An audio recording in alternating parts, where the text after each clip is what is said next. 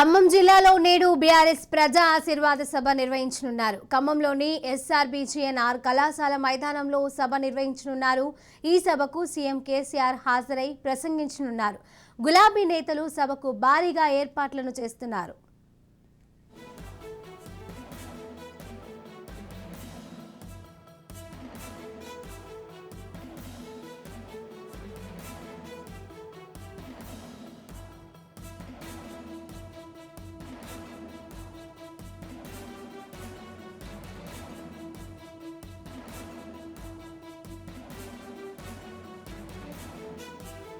ఇక దీనికి సంబంధించిన పూర్తి అప్డేట్స్ ఉపేందర్ మా ప్రతినిధి ఉపేందర్ అందజేస్తారు. ఉపేందర్ చెప్పండి, సభ ఏర్పాట్లకు సంబంధించిన అప్డేట్స్ ఏంటి? శిరీష, బీఆర్ఎస్ ప్రజా ఆశీర్వాద సభ ఖమ్మం ముస్తాబైంది. ఇక ఖమ్మంలోని ఎస్ఆర్ఎన్బీజీఎన్ఆర్ కళాశాల మైదానంలో అయితే ఈ రోజు సభనైతే నిర్వహిస్తున్నారు. దీనికి సంబంధించి కేసీఆర్ కూడా హాజరు కానున్నారు. ఇక సభ సక్సెస్ చేసే దిశగా కూడా అటు రాష్ట్ర రవాణా శాఖ మంత్రి పువ్వాడ అజయ్ కుమార్ నేతృత్వంలో అయితే ఏర్పాట్లు అయితే పూర్తయ్యాయి. ఇక బీఆర్ఎస్ అభ్యర్థిగా ఉన్నటువంటి ఖమ్మం అజయ్ కుమార్ విజయాన్ని కాంక్షిస్తూ అయితే ఈ సభనైతే నిర్వహిస్తున్నారు. ఈ సభకు పాలేరు, వైరా, మధిర, సత్తుపల్లి అభ్యర్థులు కూడా హాజరు కానున్నారైతే సమాచారం ఉంది. ఇక భారీగా సభను సక్సెస్ చేసి గులాబీ శ్రేణుల్లో ఉత్సాహం నింపాలనే ఆలోచనలు అయితే ఆ పార్టీ శ్రేణులు అయితే కథం తొక్కుతున్నాయి. ఇక కొత్తగూడెంలోని ప్రకాష్ స్టేడియంలో నిర్వహిస్తున్న సభకు హాజరైన తర్వాత మాత్రం ఖమ్మం సభకు అయితే హాజరవుతారు. ఇక ఈ కొత్తగూడెం సభలో నిర్వహించే ప్రజా ఆశీర్వాద సభకు మధ్యాహ్నం 12 గంటలకైతే సీఎం కేసీఆర్ అయితే హాజరు కానున్నారు. మధ్యాహ్నం 2 గంటలకు ఖమ్మం చేరుకోనున్నారు. ఇక సర్దార్ పటేల్ స్టేడియం హెలిపాడ్ లో ఏర్పాటు చేశారు. ఈ సభా ప్రాంగణంలో 30,000కు పైగా కుర్చీలు అయితే వేశారు. ఇక సభా ప్రాంగణం అంతా ముఖ్యమంత్రి కేసీఆర్, పువ్వాడ అజయ్ కుమార్ కటౌట్లు, హోర్డింగ్లు అయితే పెట్టారు. ఇక ఖమ్మం నగరంతో పాటు రఘునాథపాలెం మండలానికి సంబంధించి వచ్చే వాహనాలకు బైపాస్ రోడ్లు అయితే పార్కింగ్లు అయితే ఏర్పాటు చేశారు. ఇక సభా ప్రాంగణానికి రావడానికి బైపాస్ రోడ్ లో పాటు 2 టౌన్ పోలీస్ స్టేషన్ వైపు వెళ్లే రహదారులను అయితే తెరిచారు. ఇక ఈ కొత్త కలెక్టరేట్ ప్రారంభం బీఆర్ఎస్ తొలి ఆవిర్భావ సభలో నేపథ్యంలోని ఈ ఏడాది జనవరి 18న అయితే సీఎం కేసీఆర్ అయితే ఖమ్మం వచ్చారు. ఆ తర్వాత ఈ ఏడాదిలో 2సారి వస్తున్నారు.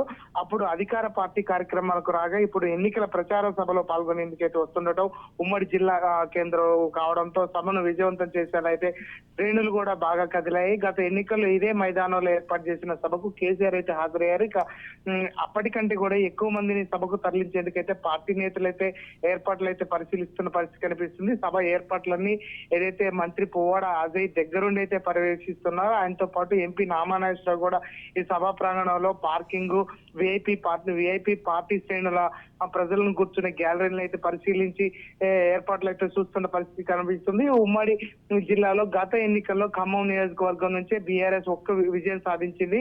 మారిన రాజకీయ సమీకరణతో పాటు కాంగ్రెస్, టీడీపీ నుంచి వచ్చిన ఎమ్మెల్యేలతో పార్టీ బలం పెరిగింది. ఇక ఖమ్మం సభా వేదిక గత ఎన్నికల బీఆర్ఎస్ కు చేరిన బలంగా చెప్పుకోవచ్చు. ప్రస్తుతం చోటు చేసుకున్న రాజకీయ పరిణామాల సీఎం కేసీఆర్ ప్రస్తావించినట్లు తెలుస్తుంది. ఈ నేపథ్యంలోనే జిల్లా కేంద్రంలో జరుగుతున్న సభకు మిగిలిన 4 నియోజకవర్గాల అభ్యర్థులు అయితే ఆహ్వానాలు కూడా అందాయి. ఇప్పటికే ఉమ్మడి ఖమ్మం జిల్లాలోనే సీఎం కేసీఆర్ మొదటి విడతలో ప్రచారంలో అటు పాలేరు, సత్తుపల్లి, ఇల్లెందు నియోజకవర్గాల్లో ప్రజా ఆశీర్వాద సభ పూర్తయ్యాయి.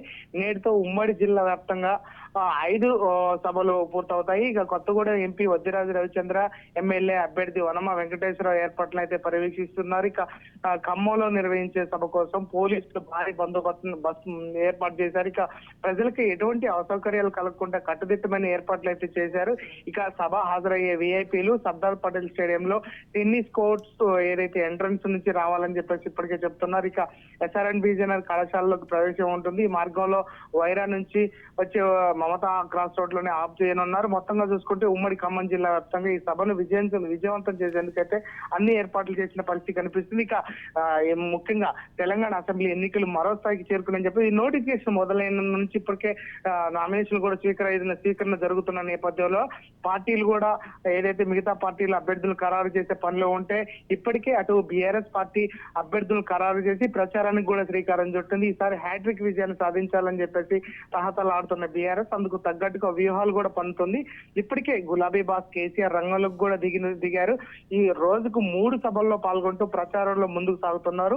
అక్టోబర్ 15న ప్రారంభమైన ఈ దాదాపు ఏదైతే ఈ సమావేశాలు 17 రోజుల్లో దాదాపు 41 సభలుగా సాగాయి. ఇక అయితే నవంబర్ 9న నామినేషన్లు వేసిన కామారెడ్డి సభతో ఆ దశ షెడ్యూల్ పూర్తి కావడంతో ఇప్పుడు రెండో దశ ప్రచార షెడ్యూల్ కూడా ఆయన ప్రకటించిన పరిస్థితి కనిపిస్తుంది. రెండో విడత ప్రచారంలో భాగంగా ఈ నెల 13వ తారీఖు నుంచి 28 వరకు దాదాపు 16 రోజుల్లో మొత్తం 54 సభల్లో పాల్గొనేందుకైతే సీఎం కేసీఆర్ షెడ్యూల్ కూడా ఖరారు చేసినట్లయితే మనకు సమాచారం అవుతుంది. ఇక మరోసారి ఖమ్మంకి నవంబర్ 13న దమ్మపేట, బోర్గంపాడు, అదేవిధంగా నరసంపేట, అదేవిధంగా నవంబర్ 21న ఏదైతే మదిర, వైరా, డోర్నకల్, సూర్యాపేట సభల ద్వారా మళ్ళీ ఉమ్మడి ఖమ్మం జిల్లాలో పర్యటించనున్నారు. ఈ నేపథ్యంలో రైట్ థ్యాంక్ యూ ఉపేందర్.